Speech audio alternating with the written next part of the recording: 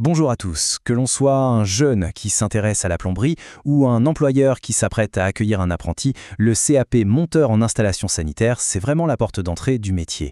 Alors aujourd'hui, on va décortiquer ensemble le cadre officiel de ce diplôme pour que tout soit parfaitement clair, du contrat de travail jusqu'aux épreuves finales. Voici notre feuille de route. On va commencer par le cadre du contrat. C'est la base, puis on verra à quoi ressemble le métier au quotidien. Ensuite, on parlera des compétences clés à acquérir, on zoomera sur l'examen en détail et on terminera par la validation du diplôme. C'est parti! Allez, on attaque tout de suite avec la première section, le CAP MIS, le contrat. Il est essentiel de bien comprendre le cadre officiel dans lequel on s'engage. Alors, le CAP MIS, ce n'est pas juste un bout de papier, c'est un diplôme national reconnu par l'État. Ça veut dire quoi? Ça veut dire que c'est un véritable contrat de compétences. Pour l'apprenti, pour l'employeur et pour le centre de formation, les règles du jeu sont claires et la qualification obtenue à la fin, elle a une vraie valeur partout en France.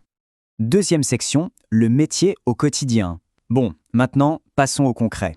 Un monteur en installation sanitaire, ça fait quoi de ses journées? Eh bien, tout le diplôme est construit autour des vraies activités du métier.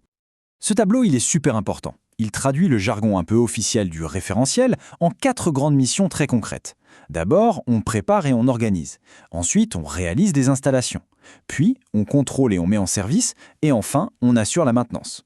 Pour un jeune, ça donne une vision très claire de son futur quotidien. Et pour un patron, ça définit précisément le périmètre de ce qu'il doit transmettre. On passe à la troisième section, les compétences essentielles. Parce que ces activités du quotidien, ce n'est pas juste une liste de choses à faire. Elles sont regroupées en grands blocs de compétences que l'apprenti doit absolument maîtriser. Alors le terme officiel pour ces blocs, ce sont les unités professionnelles, ou UP. Il faut vraiment les voir comme les grands chapitres du livre de savoir-faire de l'installateur. Et pour valider le livre en entier, eh bien il faut valider chaque chapitre, un par un. Et la toute première de ces unités, l'UP1, elle est vraiment fondamentale. C'est toute la partie on réfléchit avant d'agir, savoir lire un plan, comprendre la demande du client, préparer son matériel, analyser la situation. C'est la base de tout chantier réussi, tout simplement. Section 4, l'examen à la loupe.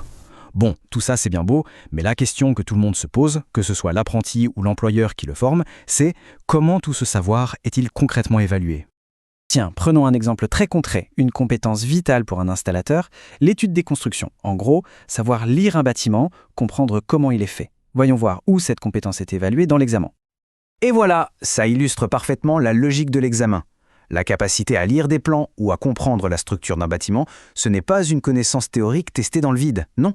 Elle est évaluée pile là où elle sert, au sein de l'UP1, c'est-à-dire dans la phase de préparation d'une intervention. Allez, dernière section et pas des moindres, comment on valide son diplôme. On va regarder maintenant la vue d'ensemble de la structure complète de l'examen final. Alors là, ce tableau, c'est un peu la carte au trésor du diplôme. On y voit les unités professionnelles, les fameuses UP 1, 2 et 3. Regardez bien le coefficient de l'UP2, la réalisation pratique. Il est de 9. C'est énorme. C'est vraiment le cœur du métier. Et elle est évaluée en contrôle en cours de formation, c'est-à-dire tout au long de l'année. Mais ce n'est pas tout. Les matières générales, comme le français ou les maths sciences, sont aussi obligatoires et comptent dans la note finale. L'objectif, c'est de former un professionnel complet. Une question qui revient souvent, et à juste raison, la sécurité et l'environnement, la fameuse PSE. Comment est-ce que ça s'est évalué? Le point essentiel à retenir ici, c'est que la prévention santé-environnement, ce n'est pas une option. Elle a sa propre épreuve écrite, bien distincte. Et sa validation est une condition indispensable pour obtenir le diplôme. Pas de validation de la PSE, pas de diplôme. C'est aussi simple que ça. La sécurité, c'est non négociable. Bien sûr, toute cette théorie ne serait rien sans la pratique. C'est pour ça que le diplôme en pose un minimum de 14 semaines en entreprise. C'est là, sur le terrain, que tout prend son sens, que les gestes s'apprennent et que la réalité du métier se révèle. C'est le cœur du réacteur de l'apprentissage. Et cette phrase, elle résume parfaitement toute la philosophie de l'apprentissage. Ce n'est pas l'école d'un côté et l'entreprise de l'autre. Non, c'est un partenariat, un vrai parcours en duo conçu pour former un professionnel compétent et directement opérationnel. Au final, ce CAP offre un cadre vraiment clair, une feuille de route vers la compétence. La dernière question, elle s'adresse donc autant au futur professionnel qu'à l'entreprise qui va l'accompagner dans cette aventure. Comment cette collaboration va-t-elle non seulement former un bon technicien, mais aussi construire ensemble l'avenir de toute une profession?